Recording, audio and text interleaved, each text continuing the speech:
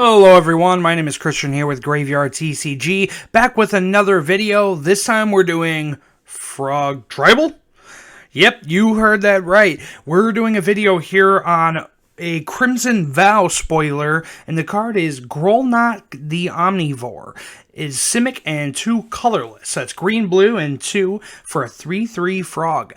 And it reads, whenever a frog you control attacks, mill 3 cards. Whenever a permanent card is put into your graveyard from your library, exile it with a croak counter on it. That's right, a croak counter. You may play lands and cast spells from among cards you control in exile. You may cast lands and you may play lands and cast spells from among cards you own in exile with croak counters on them. So this kind of reminds me of a mixture of like a Paco and Heldon and a Muldrotha kind of vibe to it. Paco and Heldon, one of the creatures will let you attack and exile some cards, and the other one lets you cast them. And Muldrotha just lets you cast one permanent type from the graveyard per turn. So similar to Grolnok here, permanents are what we're looking for that are castable. So in this deck, we're going to have a lot of permanent cards. And spoiler alert, I only have one sorcery in this deck.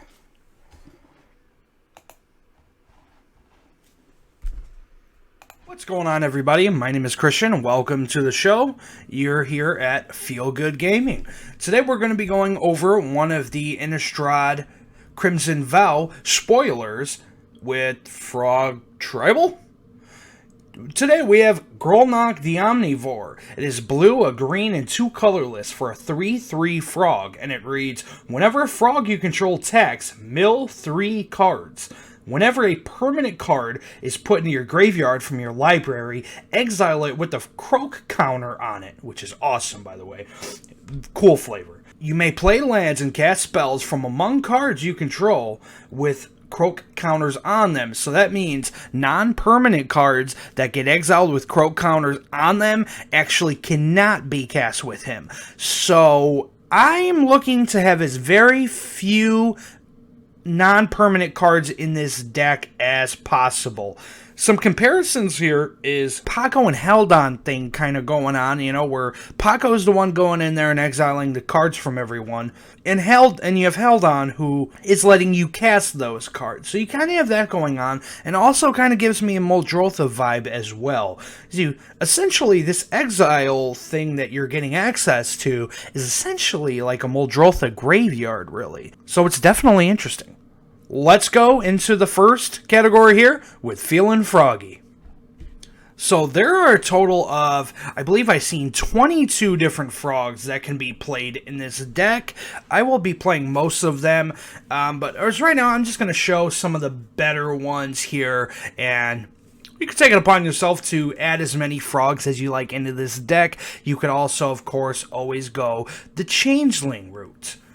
So, going over the first frog here, one that I really like to mention because I would think a lot of people wouldn't think that this is one that should be in here. But Spore Frog himself, for those who don't know, he's a 1/1 frog for 1 green mana, and you could sack Spore Frog to prevent all combat damage that would be dealt this turn.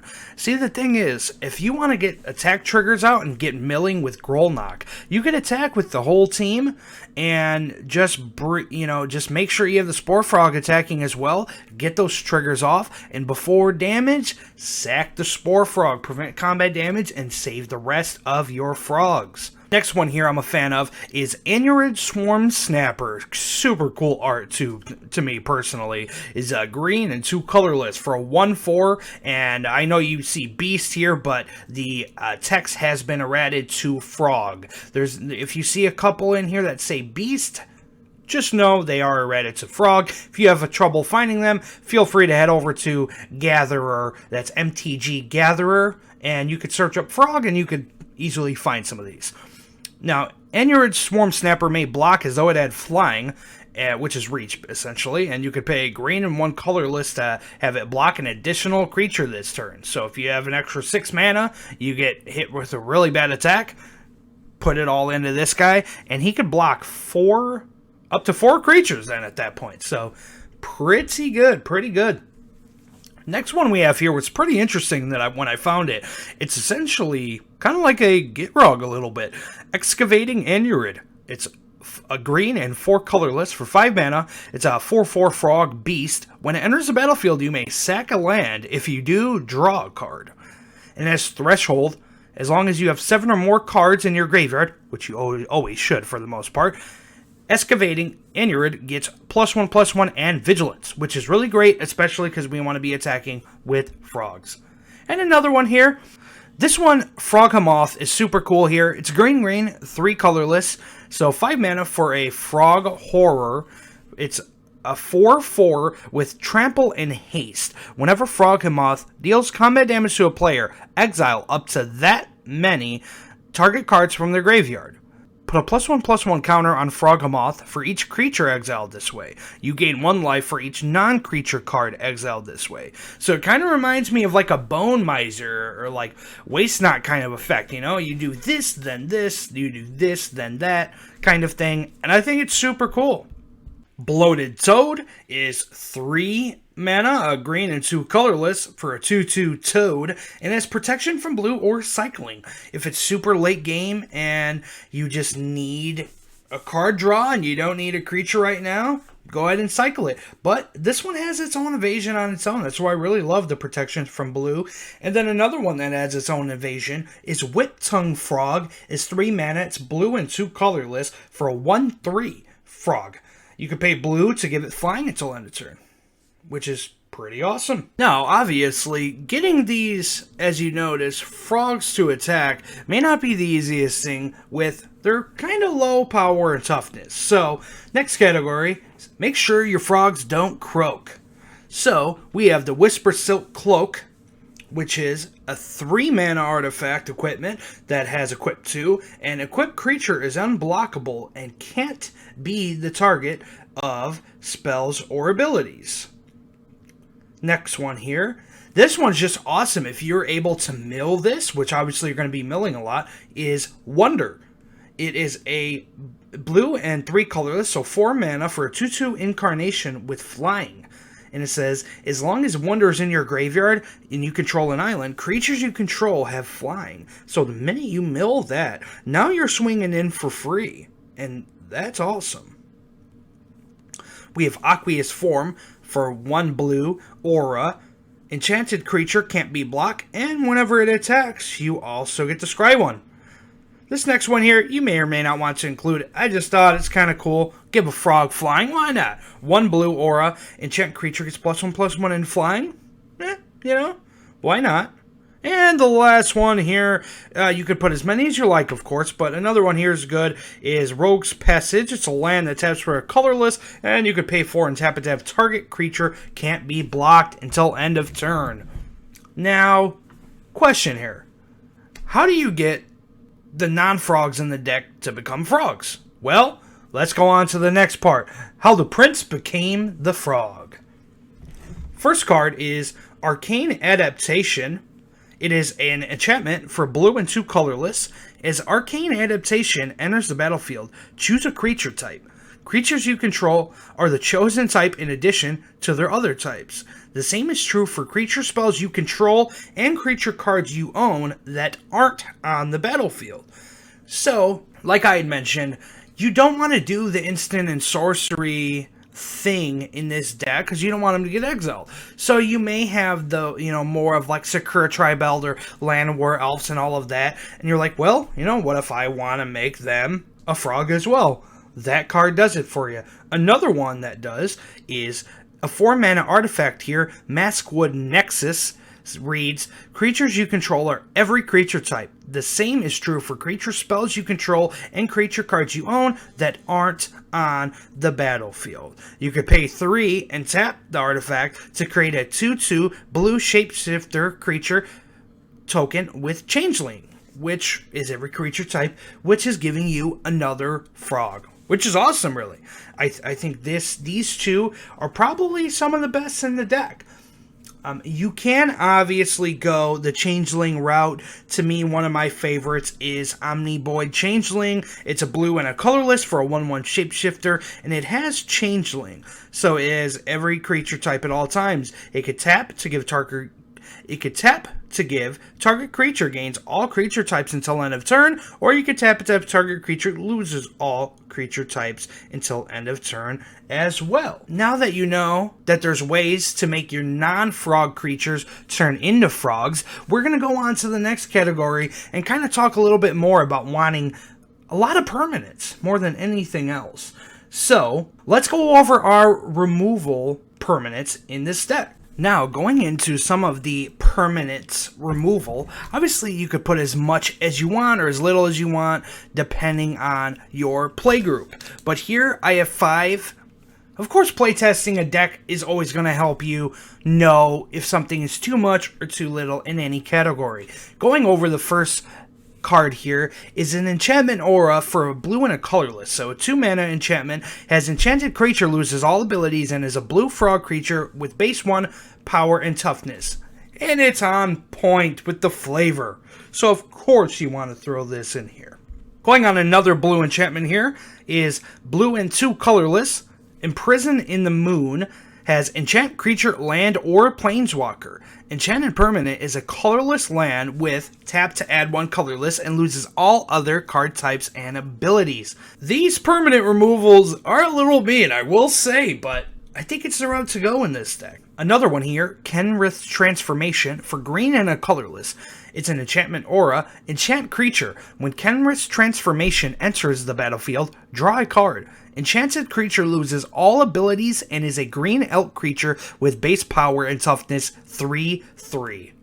You even get to draw a card on top of it. Such a great card. Another one here, green and a colorless for its Lignify, and it's a tribal enchantment, Tree Folk Aura. That doesn't matter. Enchanted creature is a 0/4 Tree Folk with no abilities. And the last one here, these are all very similar, but I think they're great. Song of the Dryads. This one is a little bit more expensive at around $10. The rest are all really cheap.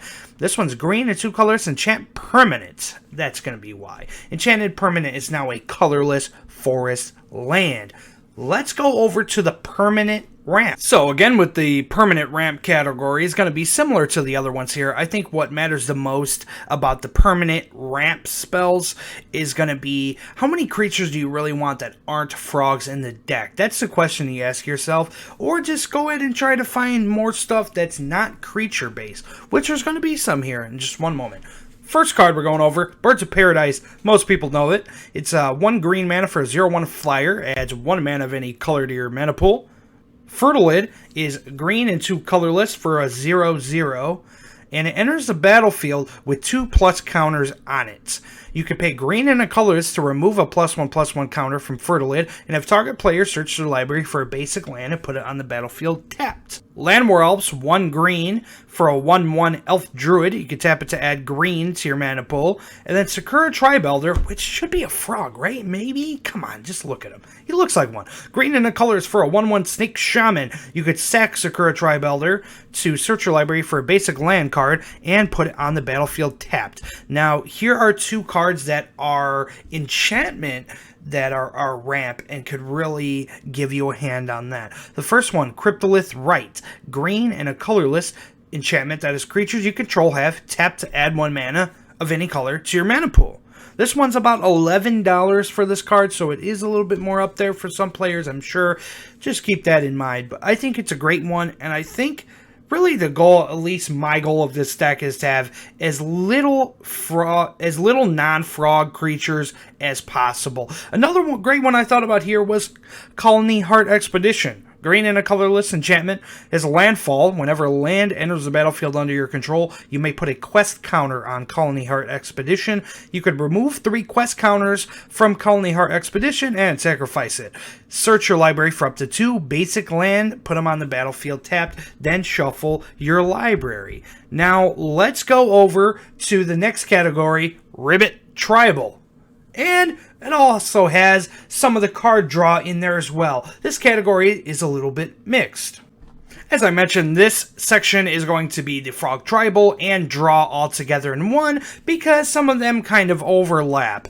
And the first card here is going to be Biden of Thassa, blue, and 2 colorless for a legendary enchantment artifact. Whenever a creature you control deals combat damage to a player, you may draw a card, and you can pay blue and a colorless, tap it to have creatures your opponents control attack this turn if able.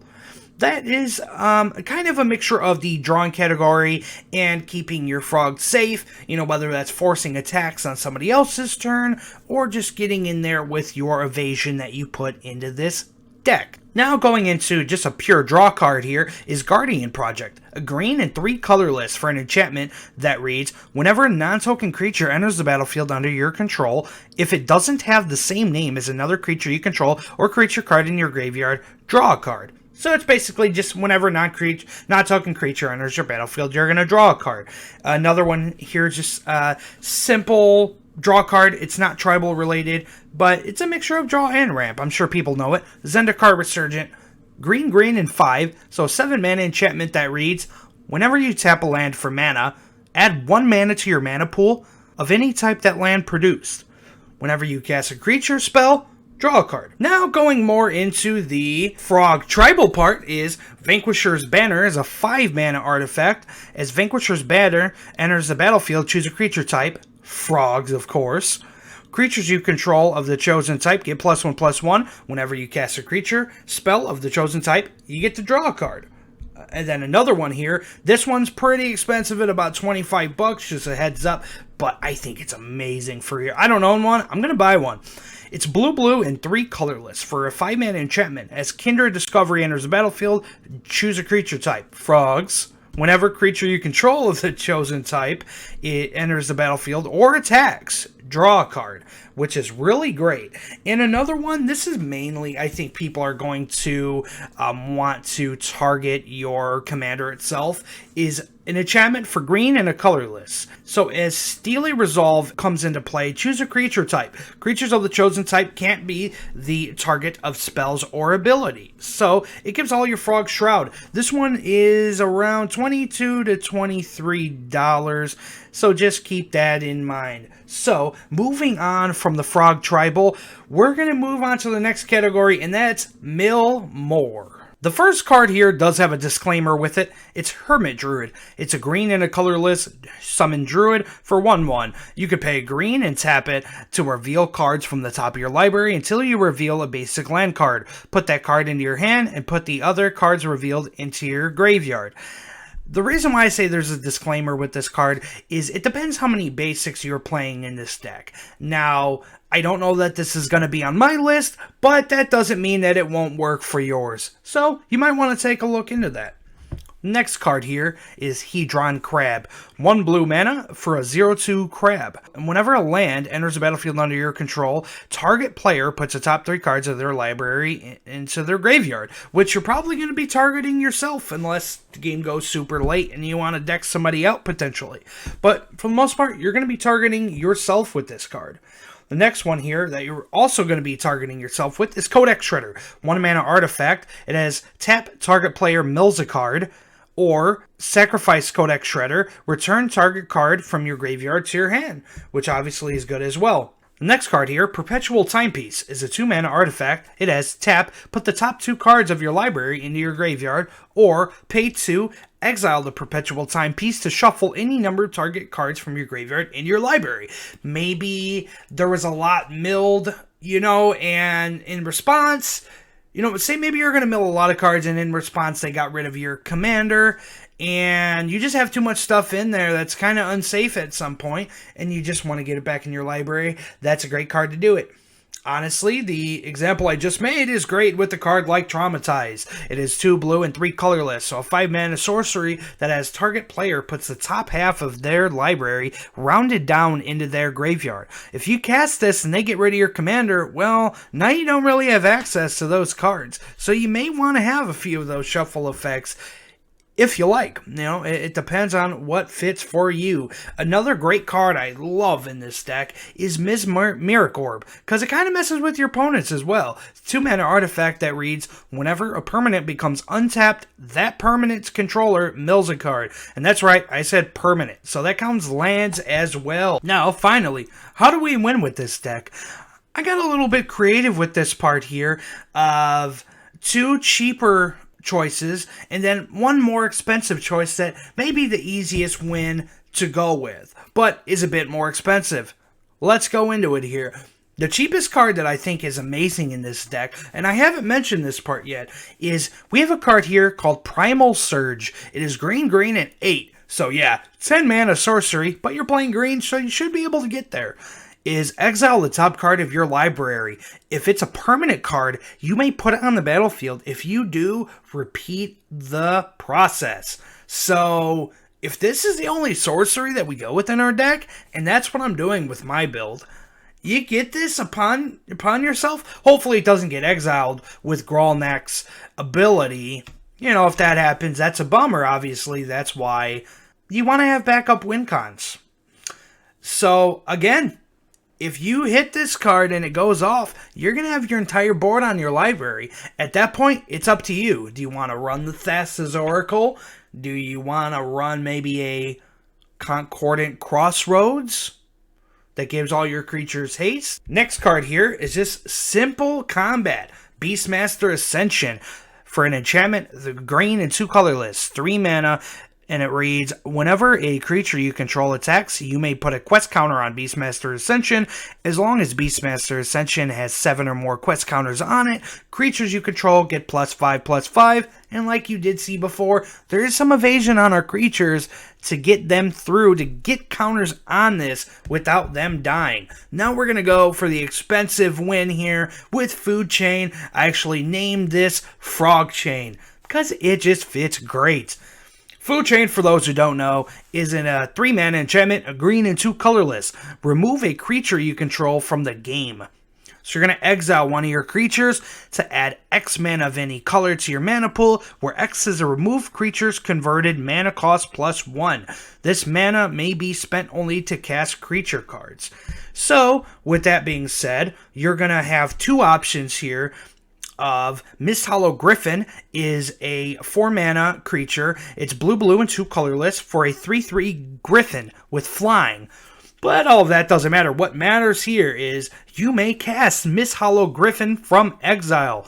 So just to explain this really quick, you have Food Chain on the battlefield, you have Misthollow Griffin on the battlefield, you're going to remove a creature from play, which is Misthollow Griffin, and you're going to add X of any one color, where X is a removed creature's converted mana cost +1. So you're going to remove the Misthollow Griffin and get 5 back, and now you can cast that Misthollow Griffin, so that's going to get you infinite blue mana.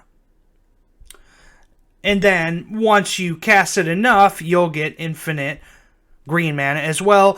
And if you don't do it with the Misthollow Griffin, there is another option here in these colors with Eternal Scourge, a 3-mana 3/3 that's colorless, an Eldrazi Horror that reads, you may cast Eternal Scourge from exile. When Eternal Scourge becomes the target of a spell or ability an opponent controls, exile it.